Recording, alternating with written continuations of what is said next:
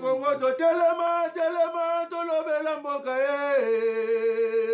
Ole to suwa ko bimisa na poasa. Ba député to votaki bazo salarien. Bazo salarien, to kele la funa, bazo salarien, bazo salarien. Congo to lega na mwamba, bazo salarien, to kele lukunga, bazo salarien, bazo salarien. Na boko kula bibembe, bazo salarien, ato tonga na changu, bazo salarien, ala kolana, bazo salarien, eto na liwape, bazo salarien. Bien. Alors, merci beaucoup, merci. C'est un nouveau mois qui commence aujourd'hui, le mois d'avril. Bonjour et bon début du mois d'avril à vous. Un mois qui m'est cher, un mois que je dirais qui est si spécial pour moi, Ézéchiel Moudikongo Talula. Pourquoi? Parce que c'est ce mois ici que l'Éternel Dieu avait voulu que je vienne au monde. C'est à ce mois que j'avais vu la première lumière pour la toute première fois de mon existence, c'est-à-dire un certain 26 avril. C'est la date que Ézéchiel Moudikongo Talula que je suis a vu le soleil où est venu dans ce monde deux ancêtres. Alors c'est un mois vraiment qui m'est cher, un mois que je rends vraiment grâce à Dieu pour toutes les faveurs possibles, sa grâce, son amour inconditionnel et beaucoup de choses. Donc merci à l'Éternel Dieu et merci à tous ceux qui sont là, beaucoup plus à mes parents qui ont pensé à avoir un enfant et surtout le premier né, donc Ézéchiel Moudikongo Talula, que je dédie surtout c'est moi, papa Raphaël Kipoyi Talula, maman Marie Mamundelea Makipoyi, que je salue, que j'aime beaucoup, que je fais des gros bisous. Alors pourquoi pas les faire aussi, et je les appelle mes deuxièmes parents, papa Amos Moukwa, l'homme de Dieu, luminant homme de Dieu, le pasteur, que je salue beaucoup. Bon début du mois d'avril à vous, papa, et surtout votre fils le 26 avril, c'est son anniversaire. Donc, papa Mos, mon modèle, mon moutou de Kati, mon conseiller, mon mentor, que je salue beaucoup, papa. Maman Magui Moukwangienene, la femme, l'épouse du monsieur, l'épouse de mon papa. Donc, ma maman, je t'aime beaucoup, maman, je te fais des gros bisous. Et votre fils est très fier de vous. Déjà, il y a quelqu'un qui a dit, si ton père ou ta mère t'appelle boss, qui va contredire ce que ta maman a dit. Donc, quand ta maman te bénit, alors qui va te maudire? Merci beaucoup à toi, maman. On est ensemble et ça me va droit au cœur. Voilà. Avant d'entrer dans la profondeur de cette émission, permettez-moi, comme j'ai toujours dit, j'ai toujours été contre les injustices. Tout ce qui est injustice pour moi, j'ai toujours été contre. Je n'aime pas les injustices. Alors déjà, aujourd'hui, je vais m'adresser directement à notre gouvernement central, au gouvernement de la République démocratique du Congo et à mon président Félix-Antoine Tshisekedi Tshilombo, le père de la nation, que papa l'Ituri a besoin de vous. Le ministre Peter Kazadi, le ministre de l'Intérieur, papa ministre Peter Kazadi, c'est votre secteur. La province de l'Ituri a besoin de vous. Aujourd'hui, j'aimerais vous dire très clairement que l'état de siège a lamentablement échoué. L'état de siège a lamentablement échoué dans ce coin du pays. Alors, rien n'a marché. Nous, au début, on était d'accord, on était contents. On avait dit, le président a bien pensé pour la sécurité des Ituriens. Le président a bien pensé pour la sécurité de ces zones qui est plus occupée par des groupes rebelles, par ceci, cela, des terroristes. Mais aujourd'hui, nous avons de larmes de voir que nos frères et sœurs de l'Ituri, plus de 5 communautés victimes qui sont des Ema, des Ndonkebu, des Alour, de Bambissa, Banyali, c'est-à-dire ces 5 communautés victimes continuent de perdre les leurs. Alors ça, c'est une chose que nous n'encouragerons jamais. Donc nous décourageons et puis nous disons que l'état des sièges a vraiment échoué à ce point. C'est samedi 30 mars 2024 ici, il y a eu, je vous dis, des histoires qui se sont déroulées à Bahema Nord, toujours en nord, dans la province de l'Ituri, où il y a eu, je vous avais parlé le même samedi, qu'il y a eu 3 personnes qui ont été tuées au lac Albert. Il y a eu un commerçant qui a été tué, donc et consommé aussi, c'est-à-dire Batumbaké, Babomikate, Batumbié. Et aujourd'hui, lundi, j'ai reçu des informations juste après ce qui s'est passé, les après-midi. de ce samedi 30 mars 2024, il y a un musée de l'église AIC, de l'église AIC, au nom de monsieur Timona, qui est âgé de 70 ans. Monsieur Timona, âgé de 70 ans, un musée de l'église AIC, donc a été capturé par le groupe rebelle de la Codeco. C'est samedi, c'était les après-midi. C'était au village Bloukwa, c'était à Bloukwa, où ces rebelles ont fait des massacres et des sabotages. Alors, en passant, ils ont d'abord pillé le chèvre à Bloukwa. Ils ont pris une moto à leur passage, c'est-à-dire ils ont ramassé une moto, ils ont consumé soit Batumbi, une paillote, il y a chef, il y a cheperi, il y a Baye Manor, c'est-à-dire paillote, il y a chef, il y a chefferie, il y a Baye Manor. Ils en ont consumé très calmement, c'est-à-dire ils ont fait des sabotages. Alors le monsieur de 70 ans qui a été capturé jusqu'à maintenant où je vous parle aujourd'hui, lundi 1er avril 2024, il est 11 h. À ce moment où je vous parle, ce monsieur n'est toujours pas retrouvé. On ne sait pas il est où, on l'a amené où. Le monsieur Timona, il est où? On l'a amené où? On a fait quoi avec lui? Il y a eu des chèvres pillées, il y a eu des histoires. C'est-à-dire, ils ont donné des coups de balle. Et puis, en passant en bleu, quoi, quand ils ont donné des coups de balle, il y a une balle qui s'est retrouvée. C'est-à-dire, chez un monsieur, un jeune homme de 32 ans, au nom de Bahati Ndrundro Enoka. Donc, Bahati Ndrundro Enoka, qui a 32 ans dans la site de déplacés d'héros. Alors, il a été, cette balle-là, et s'est retrouvé dans Zotunaï, ça dit Massassia Nezoa qui est, il est blessé. Qui font ça? Ce sont les rebelles de la Codeco, qui sont nos frères congolais, l'Endou. C'est eux qui font ça. Alors, ça, c'est dans le site des déplacés. Avant la bête à Biloko, je vous donne d'abord l'information. Alors, ces rebelles-là, ils sont venus du groupe des Gobi, la Codeco ici que je vous parle. Ils sont venus du groupement de Gobi dans le village de Bali, Ndrongo, Andra, Dera et Gobi, qui est le siège du groupe au secteur de Walendu Tchachi. Donc Gobi qui est le groupement au secteur de Walendu Tchachi, c'est de là que ces groupes rebelles sont venus. Je parlais, ils étaient à Gobi qui est le groupement, le village Bali, Ndrongo, Andra, Dera, et le Gobi qui est le secteur, le groupement, pardon, au secteur de Walendu Tchachi. C'est de là qu'ils sont venus. Alors quand ils font tous ces mouvements, certainement, nos FRDC, nos forces armées, que j'ai toujours j'ai toujours été fier d'encourager, je crois, peut-être ils étaient là, ils ont vu, mais pourquoi c'est compliqué? À ce point-là, je vais y revenir. Okay. Où ils ont ramené l'homme de 70 ans. Aujourd'hui, on ne sait pas, il est où cet homme? On l'a laissé, il est vivant, il a fait quoi? Il est comment? On ne sait pas. Ça, c'est dans la province où il y a l'état de siège. Je veux, avant de prévenir le village que la Codeco prévoit attaquer, moi je vous dis ici à Kinshasa, je sais, oh non, ils vont attaquer ceci. Et puis je vous passe des informations. Le gouvernement de l'état de siège. Le gouvernement de l'état de siège. Alors, aujourd'hui, sur la route nationale numéro 27, dans cette province de l'Ituri, le gouverneur avait instruit, ça c'est selon les informations qui me sont parvenues, il avait instruit au groupe rebelle de ne pas s'attaquer, de ne pas se mettre dans cette voie-là, la RN27, pour attaquer les gens. Et puis ces groupes rebelles ont écouté et ils ont exécuté dans la RN27, ils ne sont plus. C'est-à-dire ils n'attaquent plus, ils ne font plus de massacres. Là, ils ne font plus. Alors moi ici, la question que je me pose, pourquoi ne pas interdire ou arrêter directement cette hémorragie de tuerie causée par le rebelle de la Codeco qui sont de Walendu? Pourquoi pas, de l'Endu, pardon, pourquoi pas interdire ou les arrêter directement? Oui, vous avez instruit, ils ont écouté. Alors pourquoi pas aller au-delà de cette instruction de ne pas attaquer la RN27? Les 5 communautés victimes,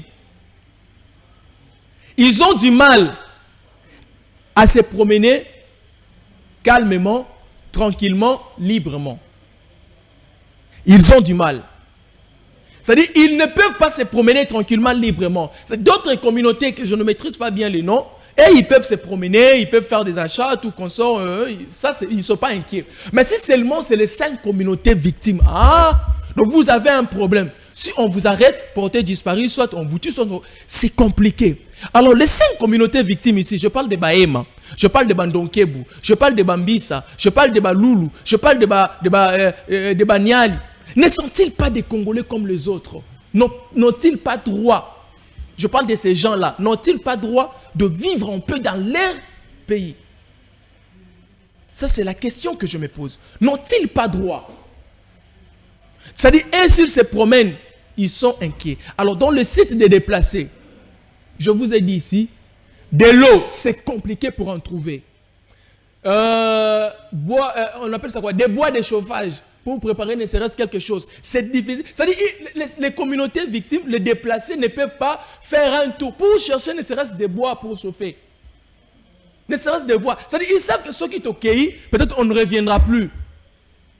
Ils sont en décide de déplacer. Aujourd'hui, j'ai dit ici, les parents se retrouvent sans enfants, les enfants se retrouvent sans parents. Des maris se retrouvent veufs. Des épouses se retrouvent veuves. Les enfants se retrouvent orphelins.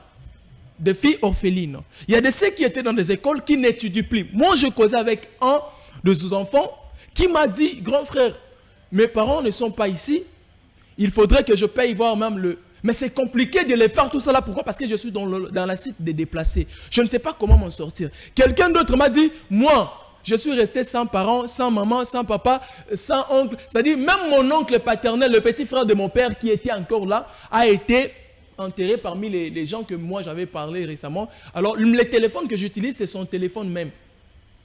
C'est-à-dire que je me retrouve sans famille.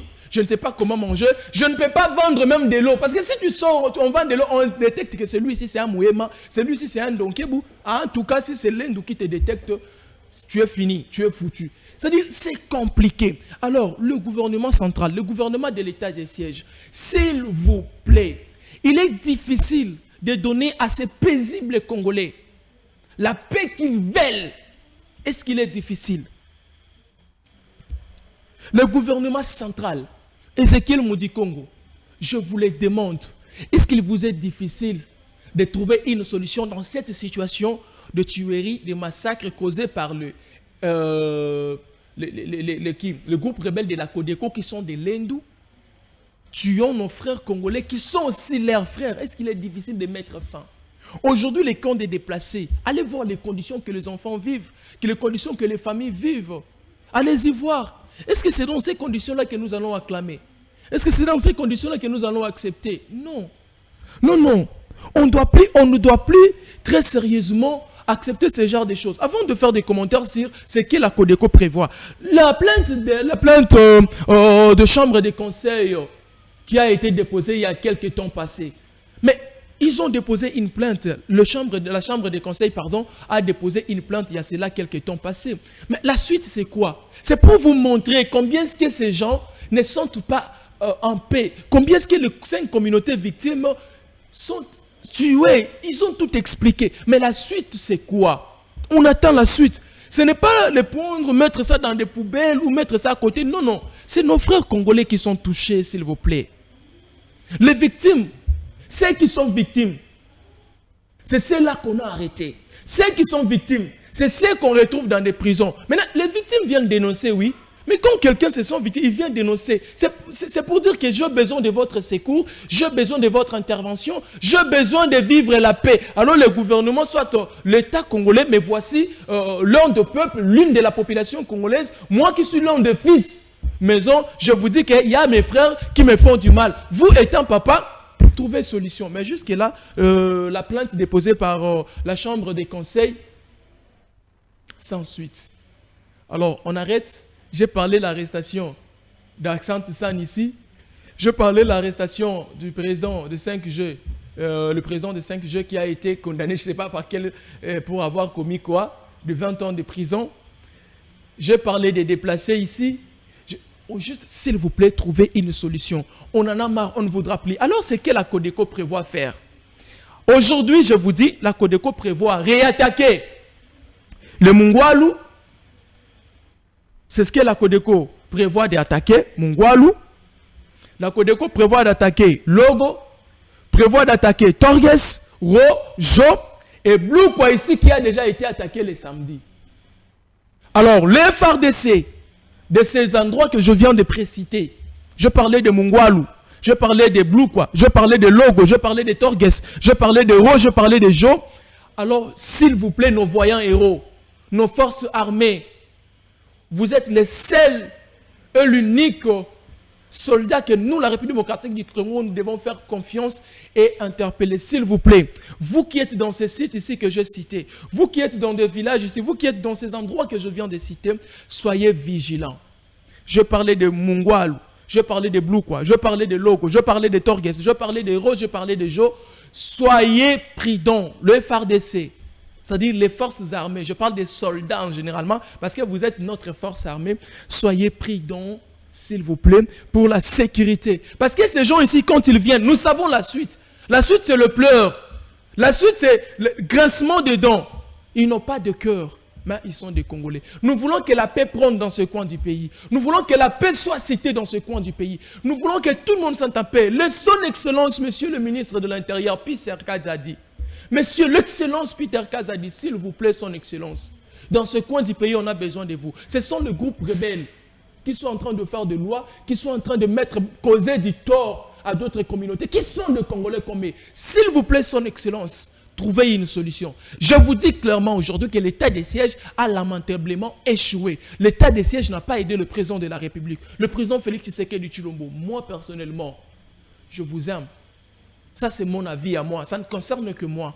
Mais les gens avec qui vous travaillez ne vous aident pas. Alors, c'est le dernier mandat que vous avez. C'est votre second mandat. Président de la République, souvenez-vous le jour de votre investiture.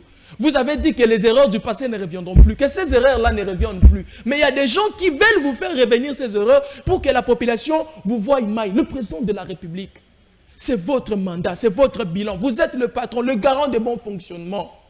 S'il vous plaît, ce coin du pays a besoin de vous. Je sais qu'il y a des gens qui vont dire n'importe quoi. Ézéchiel, il est jeune, pourquoi il dit ça? Il se mêle. Non, c'est les Congolais comme nous qui sont en train de passer des moments qu'ils ne s'attendaient pas, qu'ils n'imaginaient pas depuis 2017.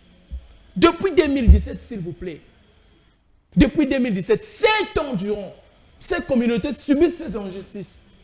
Non, le président de la République, Félix Tshisekedi Tshilombo, le peuple d'abord, la bonne gouvernance. Je sais que vous prônez sur ça, la paix. Je sais que vous prônez sur ça. Quand vous sentez qu'il y a des gens qui ne vous aident pas, président de la République, cette fois-ci, tapez dur. Cher président, tapez dur. Moukwantombolo Fatou Béton, s'il vous plaît. Méfiez-vous de ces gens qui viendront. Moukwantombolo Fatou Béton, méfiez-vous de ces gens. Méfiez-vous de ces gens. S'il vous plaît. L'Ituri a besoin de vous. Les 5 communautés victimes ont besoin de la sécurité. Le groupe de déplacés, les sites de déplacés s'augmentent du jour au lendemain. Ces gens-là sont dans de mauvaises conditions, des conditions qu'on ne peut imaginer. De très mauvaises conditions de vie. Ils ne mangent pas bien, ils ne vivent pas bien, ils n'ont pas de vêtements. C'est compliqué. Le gouvernement congolais, le gouvernement central, impliquez-vous dans cette situation. Que ça finisse. Les traîtres, plusieurs personnes sont derrière ces histoires ici de l'Ituri. Plusieurs politiciens que les noms ont été cités.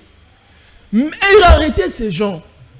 Que ces gens-là ne soient pas tranquilles. Arrêtez-les. Je sais que le gouvernement de l'état de siège connaissent tous ces gens-là. Je vous ai balancé la vidéo de M. Luboya ici, qui a dit que c'est politique. Il les connaît, mais pourquoi ces gens ne sont pas arrêtés? Président de la République, c'est votre deuxième mandat, c'est votre second mandat. Le président de la République, comme je venais de vous le dire, cher président de la République, le Congo a besoin de vous. Le Congo a besoin d'être sauvé. Alors toutes les personnes qui sont là, qui crient Fatou Béton, mais qui ne font pas ce qui est votre vouloir, ce qui est votre volonté, cher président de la République, son excellence, ces gens-là, ils ne doivent pas vivre dans la tranquillité. Ces gens-là, vous devez carrément mettre main sur eux. La province de l'Ituri a vraiment besoin de vous. Le Nord Kivu a besoin de votre implication, monsieur le président. Et il y a plusieurs personnes. Aujourd'hui, hier, il y a des gens qui ont été amis, qui ont soutenu la vision du chef de l'État. Mais aujourd'hui, ces gens sont où? Aujourd'hui, ces gens sont où? De la même manière, ces gens-là commencent à vous trahir maintenant, cher président de la République. Il y a aussi d'autres personnes qui sont dans des ministères qui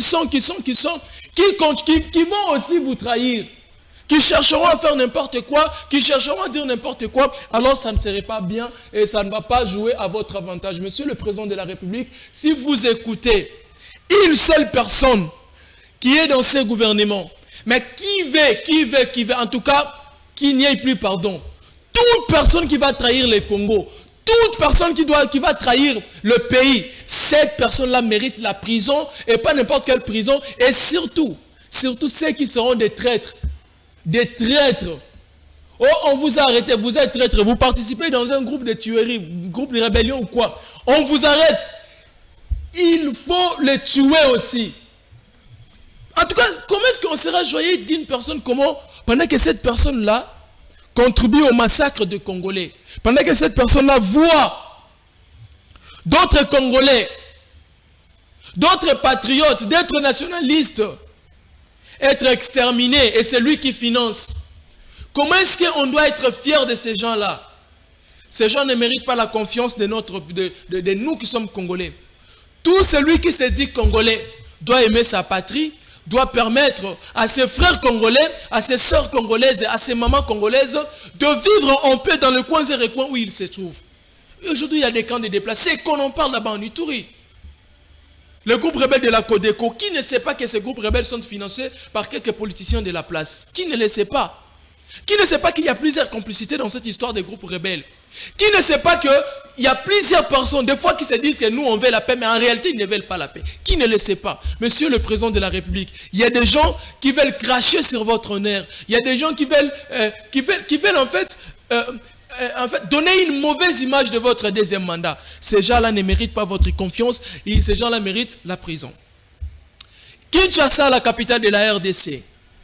Vous savez, aujourd'hui, en RDC, si on a l'histoire des phénomènes Kuluna dans le coin Zérecoin, dans d'autres provinces, c'est parce que cette histoire a commencé ici à Kinshasa.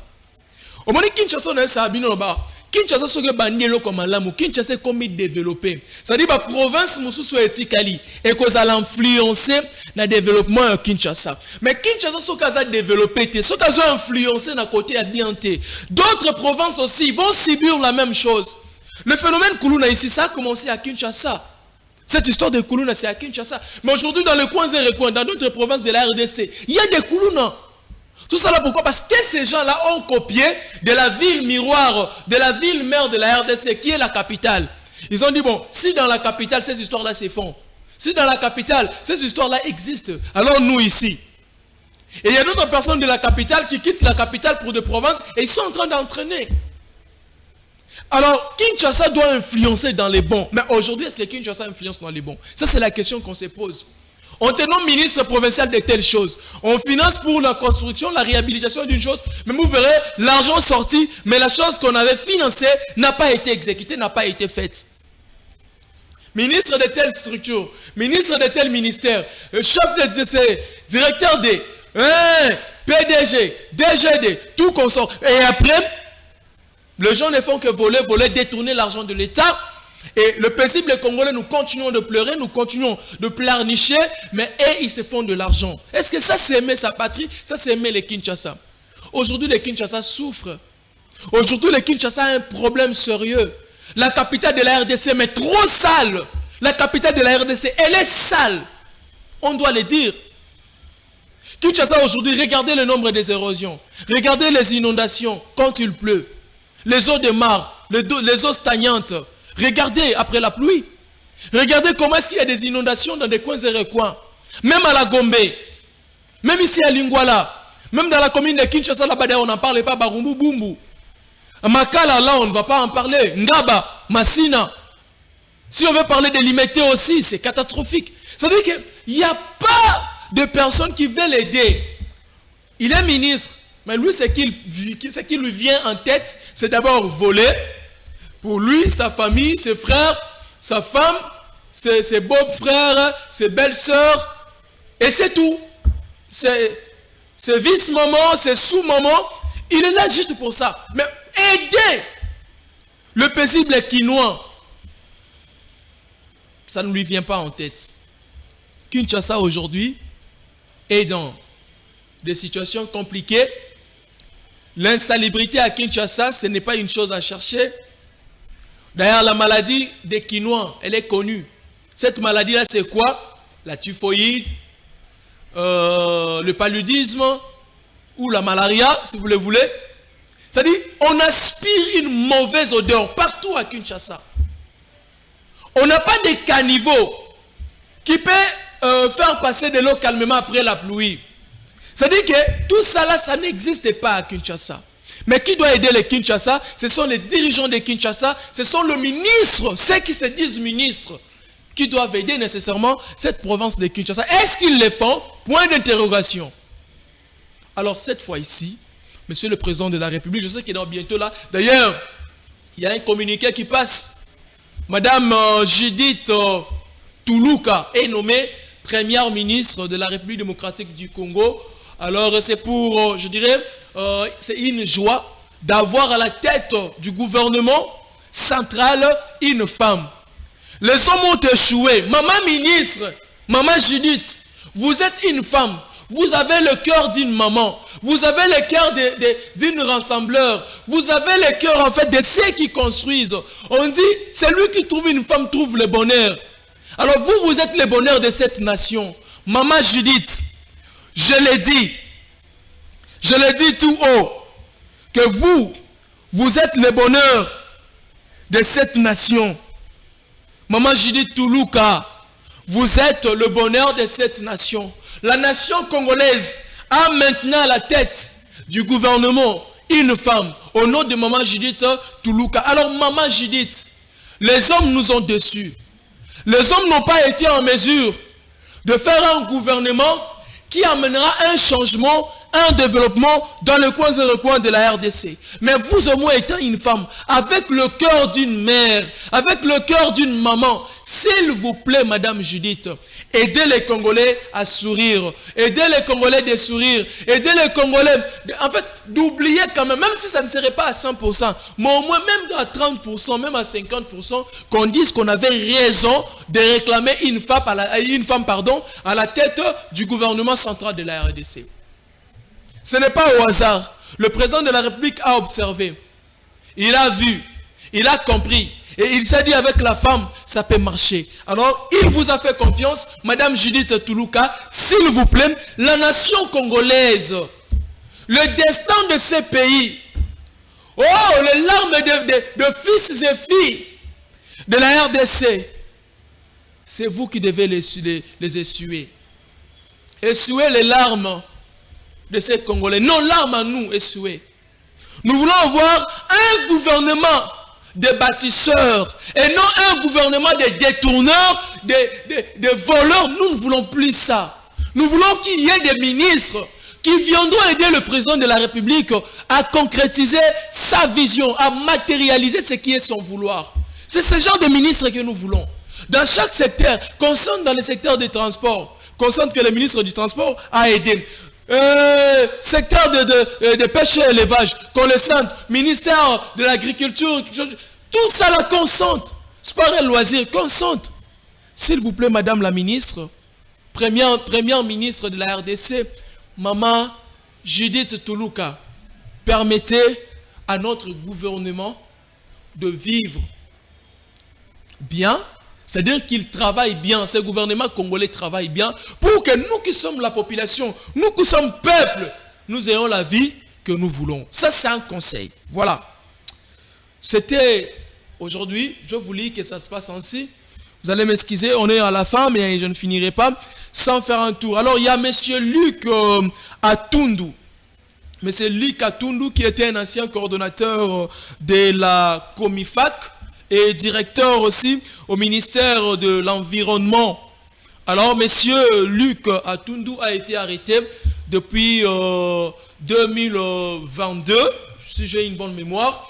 Alors, le motif de son arrestation, c'est parce qu'il était tout simplement mécontent de la manière où sa chef directe, qui était la ministre des tutelles, que je ne vais pas citer le nom pour éviter, il semblerait qu'ils n'ont pas été d'accord à un point.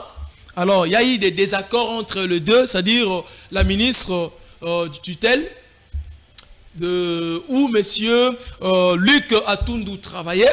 Alors, il y a eu ces désaccords. Au final, la ministre, il semblerait que la ministre avait voulu la faire arrêter. Et automatiquement, monsieur Luc Atundu a été arrêté, amené à la Aner.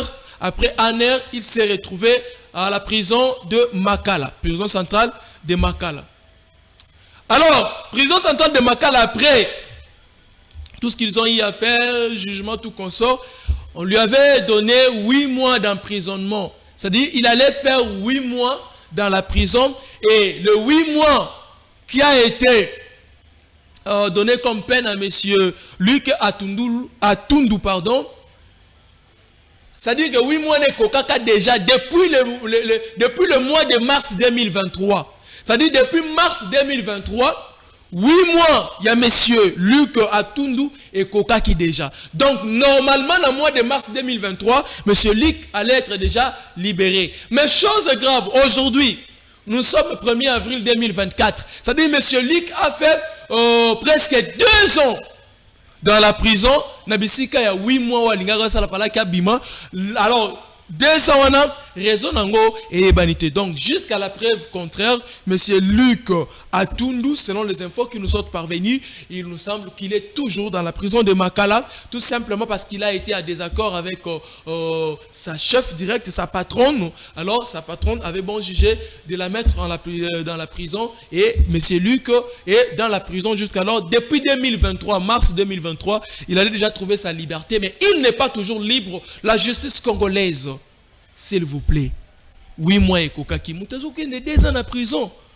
Peine il y a 8 mois, mais Moutabeti 2 ans. S'il vous plaît, donnez à ces messieurs sa liberté. S'il avait commis un délit, s'il avait commis un forfait, alors il a consommé sa peine de 8 mois. C'était déjà épuisé depuis mars 2023. Mais jusque-là, il est en prison. S'il vous plaît, laissez-lui retrouver sa liberté. Sa famille a besoin de lui. C'est déjà quelqu'un, après plusieurs raisonnements, au comment on a sali AVC, au comment on a belli, au comment on a compliqué. S'il vous plaît, qu'il retrouve sa liberté, qu'il retrouve sa famille, qu'il retrouve ses enfants, qu'il retrouve, ça serait une bonne chose. Voilà, c'est ce qu'on avait comme message. Merci à Omega Bazola qui était à la régie. Merci à toutes les personnes qui nous ont accompagnés. Trésor Massiala qui était derrière la caméra et Ezekiel Moudikon Otalula que je suis a voulu vous servir si Dieu le voudra. On se retrouve très prochainement pour un nouveau numéro de cette émission. Jusque là, portez-vous bien. Au revoir.